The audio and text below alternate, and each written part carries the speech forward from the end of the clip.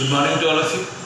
सो last class में अपन ने गुडविल की अकाउंटिंग का फर्स्ट तरीका पढ़ा था, फर्स्ट मेथड पढ़ा था। आज उसके क्वेश्चन करेंगे। Please come on the very short question number it's I think 14। Yes, please come on question number 14। 13 तक हो गए थे हमारे शॉर्ट आंसर टाइप क्वेश्चन के, तो आज आप लोग क्वेश्चन नंबर 14 से स्टार्ट करेंगे। प्लीज कम लिखा है A and B are two partners in a firm sharing profit and losses in the ratio of 2:1। कह रहा दो पार्टनर है A और B और उनका रेशियो 2:1। तो क्वेश्चन पुट करता हूं मैं यहाँ पे, दो पार्टनर है A और B जिनका रेशियो है 2:1। नेक्स्ट फिर लिखा है the admitted C as a new partner who brought ₹40,000 for his share of capital and 15,000 for his share of goodwill। कह रहा है फिर उन्होंने एक नए पार्टनर C को एडमिट किया। C 40,000 कैपिटल के लिए गया और 15,000 गुडविल के लिए गया। आपको पता है एक नया पार्टनर आते हैं दो चीजें लेके आते हैं, कैपिटल और एक गुडविल। फिर लिखा है for 1/6 share on the profit, और C कितने के लिए है 1/6 के लिए। नेक्स्ट C के on the date of admission of C goodwill already appearing in the books is ₹30,000। कह रहा है फर्म की बुक्स में गुडविल ऑलरेडी 30,000 आ रही थी,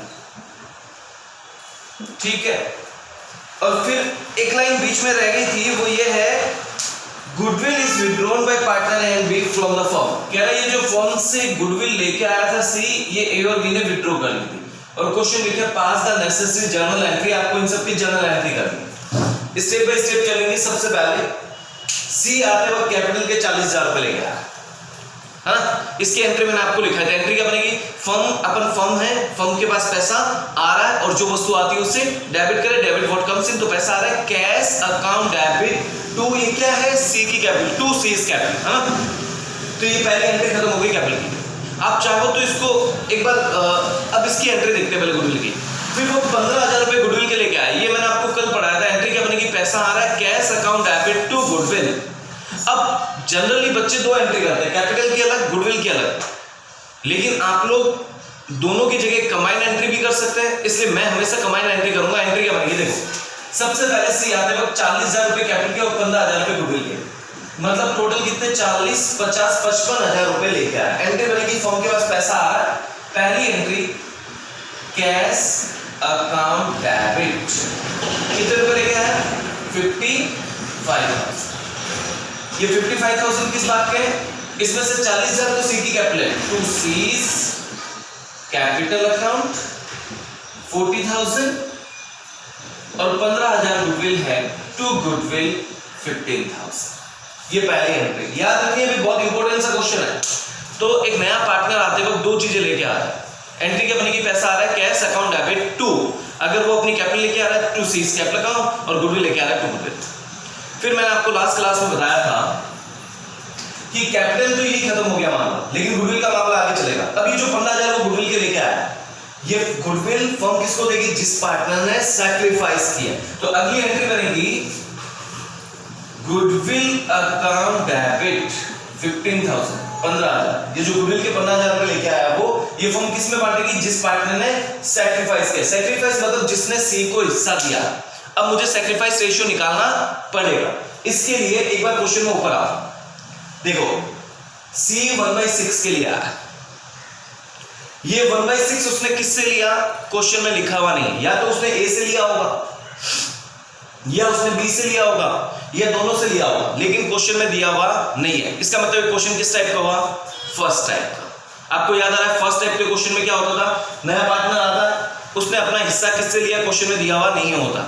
ऐसे क्वेश्चन को हम फर्स्ट टाइप का क्वेश्चन बोलते थे, अगर आपको याद आ रहा है। तो अब आपको इस क्वेश्चन में क्या करना पड़ेगा, सबसे पहले तो न्यू रेशियो निकालना, पढ़ा चुका हूं मैं आप लोगों को।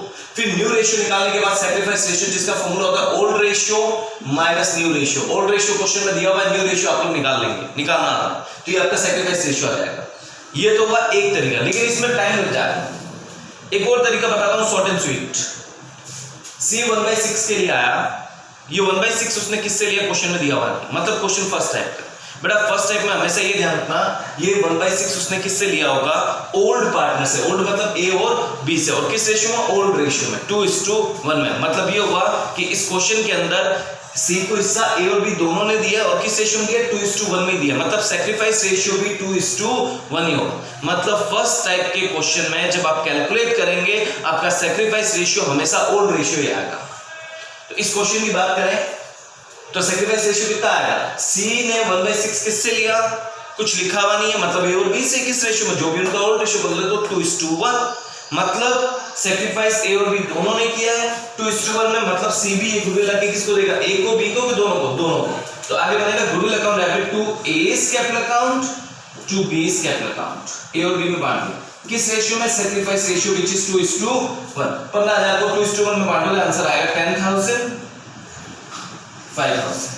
चलिए फिर क्वेश्चन में लिखा है, ये जो गुडविल मिली थी A और B को 10,000 और 5,000, इन्होंने ये फर्म से निकाल ली। आपको पता है फर्म से निकाल लिया तो एक एंट्री और करनी पड़ेगी, इससे A और B की कैपिटल कम हो जाएगी। एंट्री बनेगी next, A's capital account debit, B's capital account debit to cash. कल ये एंट्री पढ़ाई थी मैंने आपको। पहली एंट्री पैसा लाने की, फिर पैसा सैक्रिफाइस पार्टनर को देने की, और फिर अगर उन्होंने निकाल लिया तो उसकी एक और एंट्री। ये एंट्री होगी, इसने 10,000 रुपए निकाल लिए, इसने 5,000 रुपए निकाल लिए, और ये टोटल 15,000। चलिए ये क्वेश्चन यहां तक कि जनरल एंट्री खत्म हो गई। लेकिन इस क्वेश्चन में एक नई चीज जो कल मैंने आपको नहीं बताई, वो ये है, कह रहा है goodwill already appearing in the books. मतलब बुक्स मतलब बैलेंस शीट, बुक्स का मतलब होता है बैलेंस शीट। कह रहा है बैलेंस शीट में ऑलरेडी गुडविल आ रही है 30,000। बेटा ध्यान रखिएगा, अगर बैलेंस शीट में पहले से गुडविल हो, इसे बोलते हैं goodwill already appearing in the books. Balance sheet में एसेट साइड में होती है। तो जिंदगी में ध्यान रखें, अपने इंडिया का जो अकाउंटिंग स्टैंडर्ड 26 था पहले का, अब तो इंडियस आ गया, इंडियन अकाउंटिंग स्टैंडर्ड।